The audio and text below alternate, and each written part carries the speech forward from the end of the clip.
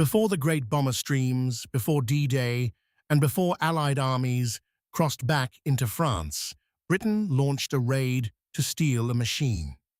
In early 1942, the Germans were building an air defense network that British scientists did not fully understand.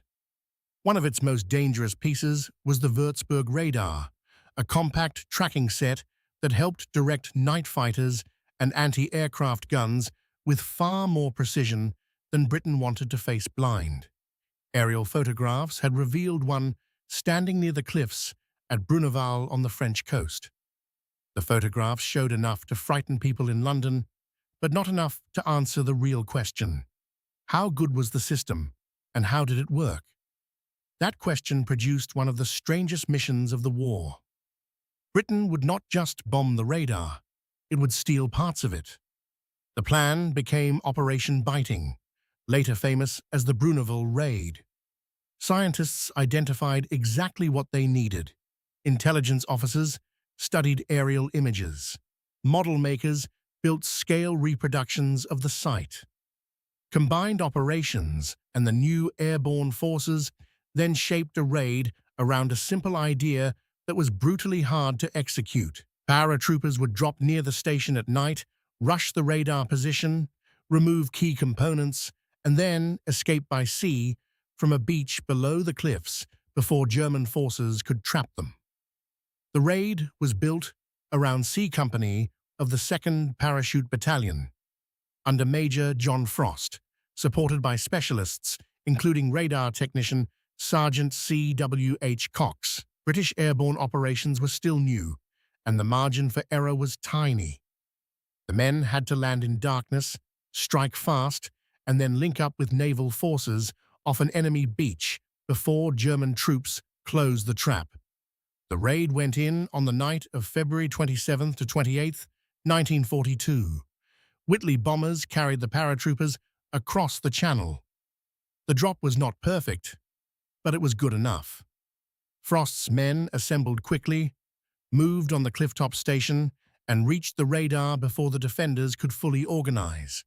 At the site, the technician Sergeant C.W.H. Cox and the assault teams worked at high speed. They could not carry the whole Würzburg home, so they stripped what mattered most. Cables were cut, sections removed, documents seized, and the installation damaged so it could not simply continue operating. The British had come for knowledge, and knowledge was now being torn out of German hardware by hand. But stealing the radar was only the first half. The real danger came during the withdrawal. German resistance was rising, and the raiders had to reach the beach and hold it long enough for the Royal Navy to pick them up. That meant fighting downhill toward the sea, organizing men in darkness, and keeping the force together while carrying awkward technical parts that suddenly mattered as much as rifles. On the beach below Bruneval, the evacuation nearly became the mission's grave. Timing was tight, the sea approach was exposed, and German troops were closing in. Yet the naval link-up worked. Landing craft and motor launchers came in under pressure, and most of the raiding force got off the beach and back across the channel. By the morning after the raid, Britain had something much more valuable than a local tactical success.